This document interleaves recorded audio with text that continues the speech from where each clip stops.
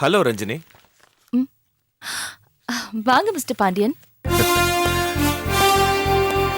உட்காருங்க. Thank you. Congratulations. Thank you. Paper பார்த்தேன், ரொம்ப சந்தோஷமா இருந்தது. என்ன சாப்பிடுறீங்க? எனக்கு ஒன்றும் வேண்டாம் மேடம். மனசு நிறைஞ்சிருக்கும் போது வயிற்றுக்கு பசிக்காது. ரஞ்சினி, எனக்கு கிடைச்ச பேரு, புகழ், அந்தஸ்து இது எல்லாத்துக்குமே காரணம் நீங்க தான். என்ன பாண்டியன் இது? சந்தோஷமா இருக்க வேண்டிய நேரத்துல கண் கலங்கிட்டு இருக்கீங்க.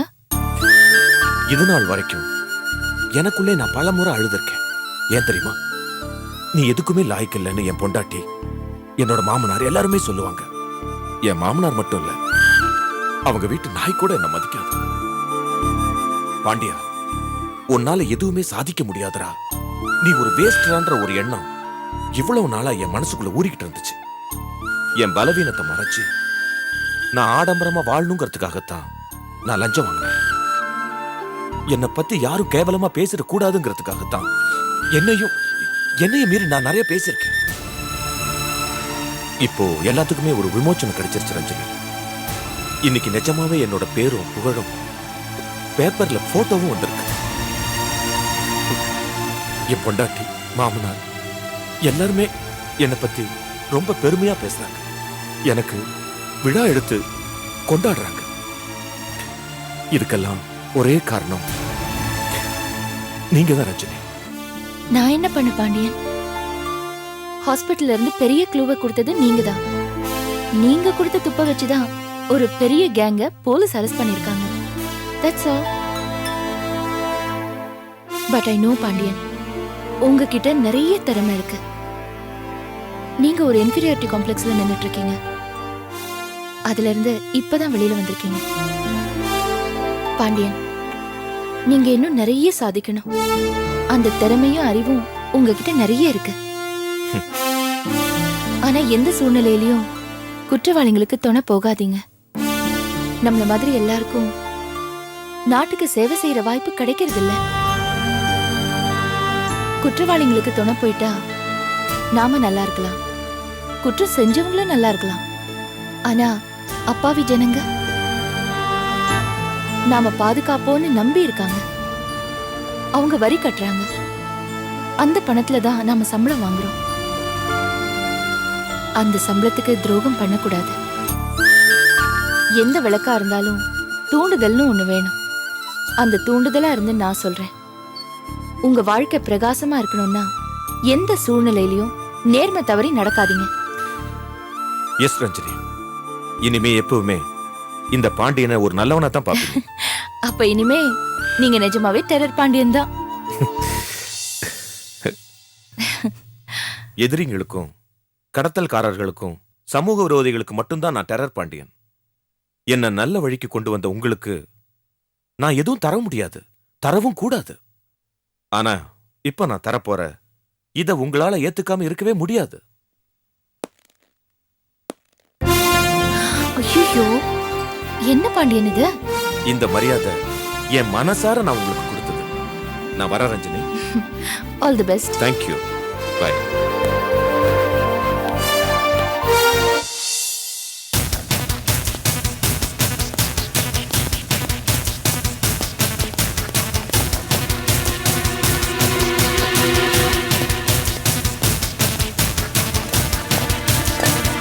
ராஜகோபால், மிஸ்டர் ராஜகோபால்,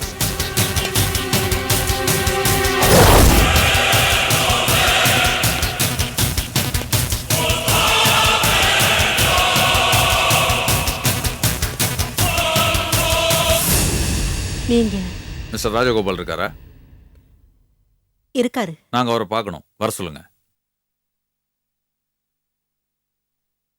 என்னங்க?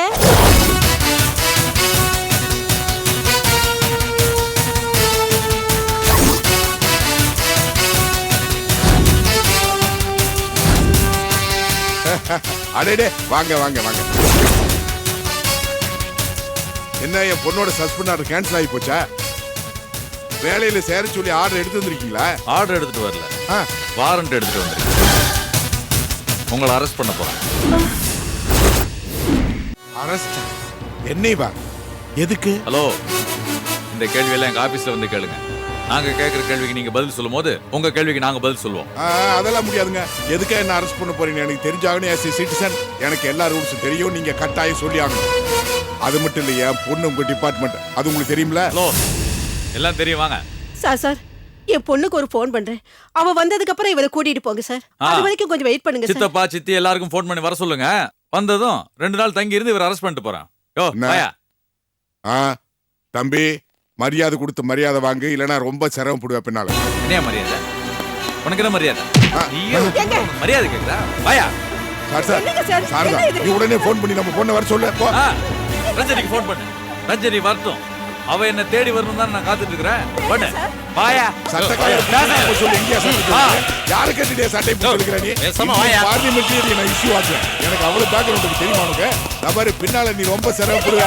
உன் வேலை நிரந்தரம் நினைக்காத. என்னாலே உனக்கு ஆப்பு வரும். பேசுறது தொலைச்சிரு. கை வச்சுட்டீல பாத்துறேன்.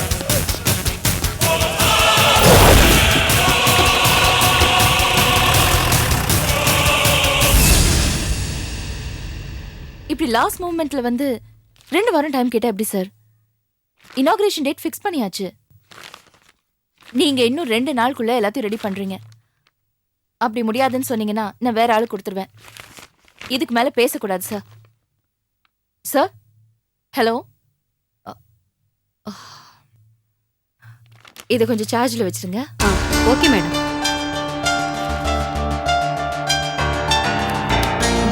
Thank you madam.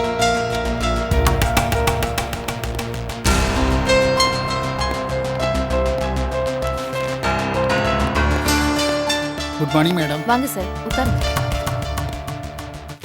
மேடம், இதுவரைக்கும் ஆன செலவு, இதுக்கு மேலேயும் நமக்கு தேவைப்படுற பணம், எல்லா டீட்டெயில்ஸும் இந்த ஃபைலில் இருக்கு.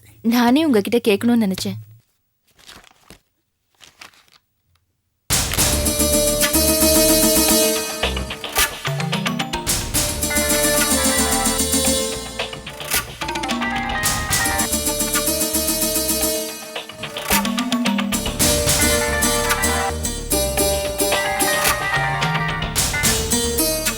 ரஞ்சினி, உங்க அப்பாவை கஸ்டமர்ஸ் ஆபீசர் புடிச்சிட்டு போயிட்டாங்க. ரஞ்சினி, நீ உடனே கிளம்பி வாமா.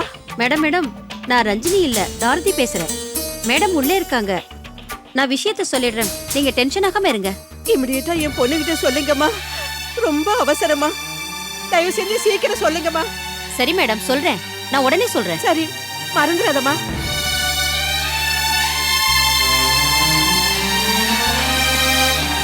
என்ன டார்த்தி, வேகமா போற? சார், ரஞ்சினி மேடத்தோட அப்பாவை கஸ்டம்ஸ் ஆபீசர்ஸ் அரெஸ்ட் பண்ணிட்டாங்களாம். அவங்க அம்மா ஃபோன் பண்ணி விஷயத்த சொன்னாங்க. அதான் சொல்ல போயிட்டு இருக்கேன். அப்படியா? அவ எப்படியும் பர்சனல் விஷயமா வெளியில போவா. அன்னைக்கு நான் போனப்ப எப்படியெல்லாம் பேசினா, இன்னைக்கு நான் பாக்குறேன் அவ என்ன பண்றான்னு.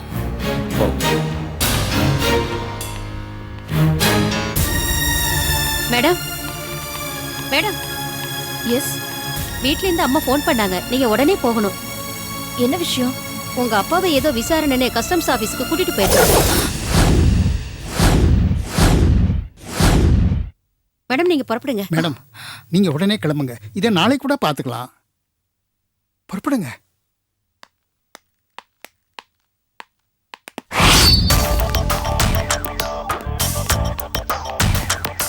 மிஸ்டர் சேகர், என்ன வீட்டுக்கு போறீங்க? நீங்க செய்யாம விட்டுட்டு போற வேலையை என் தலையில கட்டிட்டு போறீங்க, அதானே? நான் அப்படி சொல்லவே இல்லையே. என்ஜினியர் அக்கவுண்ட் டீடைல்ஸோட வந்திருக்காரு. மற்ற சில விஷயங்களும் பேசணும். நீங்களும் இருந்தா வசதியா இருக்கும். உள்ள வரீங்களா? அப்புறம் ஐடி காம்ப்ளெக்ஸ் ஃபைல்ஸையும் எடுத்துட்டு வாங்க. மேடம், உங்க அப்பாவை ஏன் பெர்மிஷன் இல்லாம என் போனை அட்டென்ட் பண்ணது முதல்ல அநாகரிகம். அதுல கேட்ட விஷயத்தை பத்தி டிஸ்கஸ் பண்ணது அதை விட அநாகரிகம். அண்டர்ஸ்டாண்ட்? வேலைன்னு வந்துட்டா சொந்த விஷயங்களை விட கடமை தான் முக்கியம்னு நினைக்கிறவனா? இது எனக்கு மட்டும் இல்ல, எல்லாருக்கும் பொருந்தும். சீக்கிரமா வாங்க, ஃபைல்ஸ் எடுத்துட்டு. என்ன சார், ரஞ்சினி மேடம் உங்க முகத்துல கரிய பூசிட்டாங்களா? பார்க்க சகிக்கல சார்.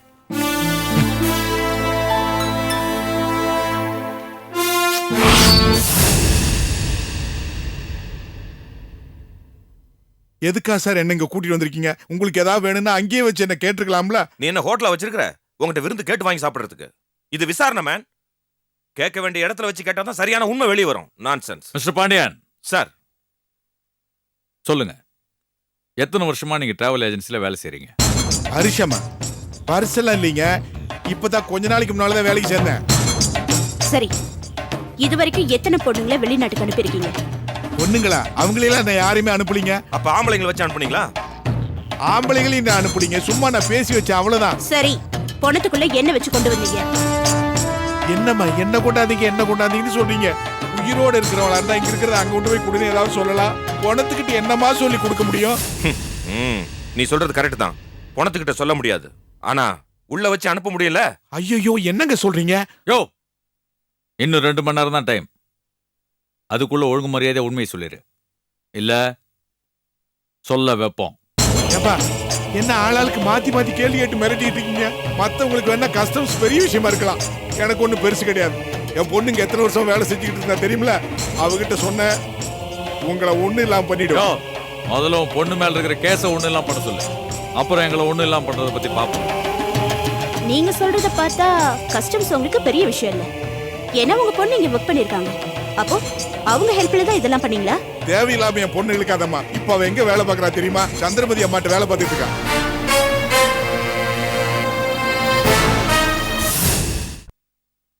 இதா பாருங்க, ஸ்டேட்ல இருந்து சென்ட்ரல் வரைக்கும் எல்லாமே அவங்க கையில. இந்த மேட்ரு அவங்களுக்கு தெரியாது. தெரிஞ்சது தெரிஞ்சாதானே உன்னை எங்க வச்சிருக்கிறோன்னு எங்களை தவிர வேற யாருக்குமே தெரியாது. உன்னை கண்டுபிடிக்கிறதே கஷ்டம். அதுக்கப்புறம் தானே காப்பாத்துற வேலையெல்லாம். இப்ப நான் என்ன தப்புன்னு என்ன புடிச்சிட்டு வந்திருக்கீங்க? மறுபடியும் நடிக்காதீங்க. அட என்னம்மா, அது நான் தான் எதுவுமே தெரியாதுன்னு சொல்றேன். மறுபடியும் என்ன நடிக்கிறேன்னு சொல்றீங்களே. என்ன தெரியாது? வேலைக்காக அனுப்புற சாக்குல பொண்ணுங்களை அனுப்பிட்டு உங்க சுயநலத்துக்காக அவங்கள கொலையும் பண்ணிட்டு ஏதோ ஆக்சிடென்டல் டெத்னு சொல்ல வேண்டியது. அப்புறம் பொணத்தை அனுப்புற சாக்குல ஏற்கனவே பிளான் பண்ண டைமண்ட் வச்சு அனுப்ப வேண்டியது. இங்க புதைச்சதுக்கு அப்புறம் பொணத்தை தோண்டி டைமண்ட் எடுத்துக்கிறது. இதெல்லாம் தெரியாதுன்னு சொல்றீங்க. நாள் பூரா அங்கதானே இருக்கீங்க, போய் பேசாதீங்க. ஐயோ அதான் பிரச்சனையே. நான் பொய்யா பேசிட்டு இருந்தப்ப எல்லாரும் நம்பினாங்க. நான் உண்மையை சொல்லும் போது யாருமே நம்ப மாட்டேங்கிறீங்க. அப்ப பொய்யாவது சொல்லு. கடத்தலுக்காக இது வரைக்கும் எத்தனை பொண்ணுகளை கடத்திருக்கீங்க? என்னங்க இப்படி குழப்பறாரு? அவ்வளவுதான் மரியாதை. ஒழுங்கு மரியாதை உண்மையை சொல்லிடு, இல்ல நீயே சொல்லுவ. எங்க ட்ரீட்மெண்ட் உன்னை சொல்ல வைக்கும்.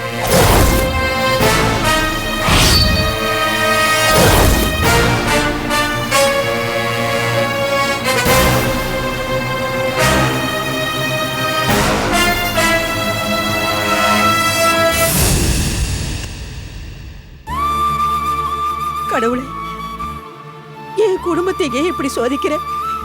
எந்த தப்பும் பண்ணாத என் பொண்ணை ஜெயிலுக்கு அனுப்புன. இப்ப என் புருஷனை நாங்க என்ன பாவம் பண்ணோம்? கார்த்திக், அக்கா வேலை செஞ்ச ஆபீஸ் தான் உனக்கு தெரியுமேப்பா. நீ போய் ஒரு தடவை பார்த்துட்டு வந்துடுறேன்டா. அங்கெல்லாம் போனா உள்ளே விட மாட்டாங்கம்மா. மீறி போனா என்னையும் அரெஸ்ட் பண்ணி உள்ள வைப்பாங்க. அந்த ஆளால எனக்கு இதெல்லாம் தேவையா? என்னடா இப்படி சொல்ற? ஏண்டா அப்பாவை போட்டு அடிப்பாங்களா?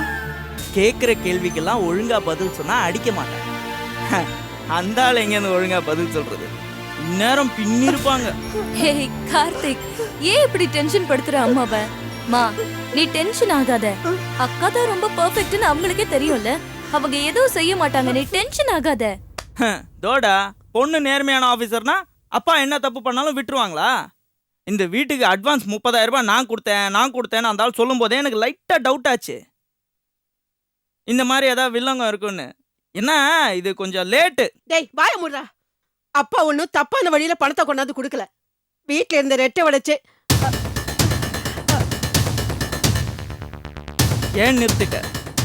சொல்லு. ரெட்டவடம் செயினை அடகு வச்சோ இல்ல வித்தோ அந்த 30,000 ரூபாயை கொடுத்துருக்காரு, அப்படிதானே? ஆமா. அதுக்கு இப்ப என்னங்கிற? அதுக்கு என்ன இப்போ? ஒண்ணுமே இல்லதான். ராத்திரியும் பகலமா எவ்வளவு ஒருத்தி உழைச்சி கொட்டுறா. இந்த மகராசம் புடுங்கி தின்றது இல்லாம திருடியும் திட்டுறாரு. ஏமா, இந்த செயின் விஷயம் உனக்கு எப்ப தெரியும்? இந்த வீட்டுக்கு வந்தனக்கே தெரியும்.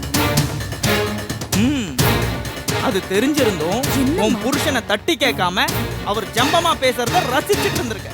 டேய் வாய மூடுறியா? இப்ப அதுவா முக்கியம்? உங்க அப்பாவை காப்பாத்துற வழியை பாரு.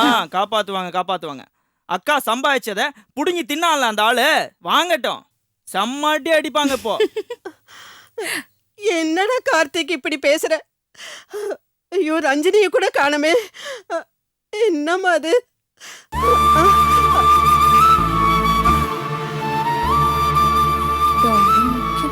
நான் என்ன பண்ணுவேன்?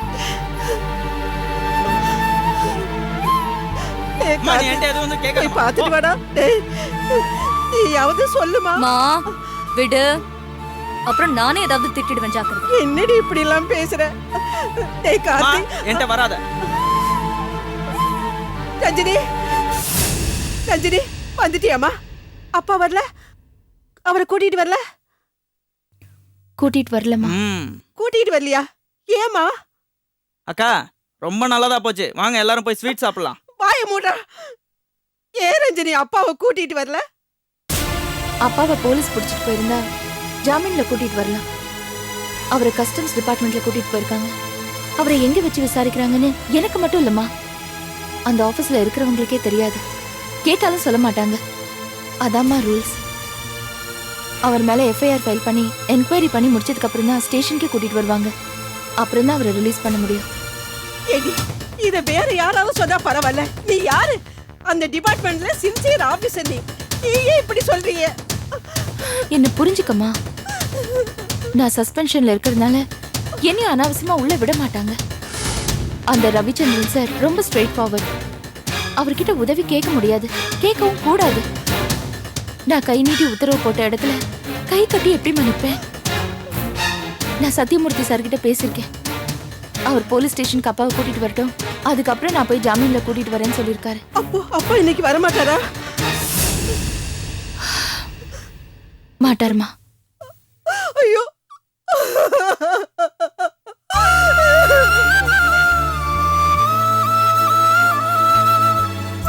அக்கா, நீ ஃபீல் பண்ணாதக்கா. அந்த ஆள் என்ன பெரிய தியாகம் பண்ணிட்டா ஜெயிலுக்கு போனாரு. சேரக்கூடாதவங்க கூட சேர்ந்து ஜெயிலுக்கு போயிருக்காரு. விடு, அந்த ஆள் ஜெயிலே இருக்கட்டும். அப்பதான் புத்தி வரும். நீ ஜெயிலுக்கு போனப்போ அந்த ஆள் என்ன ஆட்டம் ஆடினா, தனக்கு வந்தாதான் எல்லாமே புரியும். கார்த்திக், அம்மா மனசு நொந்து போயிருக்கிற நேரத்துல ஆறுதலா 4 வார்த்தை பேசலனாலும் பரவாயில்ல. இந்த மாதிரி பேசி அவங்க மனசை கஷ்டப்படுத்தாத. இல்லக்கா, அந்த ஆள் அந்த 30,000 ரூபாய் அட்வான்ஸ் எப்படி கொடுத்திருக்காரு தெரியுமா? தெரியும். அம்மா என்கிட்ட ஏற்கனவே சொல்லிட்டாங்க. உன்கிட்ட சொன்னா நீ கோவப்படுவேன் தான் மறைக்க சொன்னேன். அப்பா நம்ம வீட்ல எப்படி நடந்துட்டாலும் அவர் நம்ம அப்பாடா. அவரை விட்டு கொடுக்க முடியாது. அவரை வீட்டுக்கு கூட்டிட்டு வந்தாதான் எனக்கு நிம்மதி. நீங்கெல்லாம் போங்க, நான் பாத்துக்கிறேன். போங்க.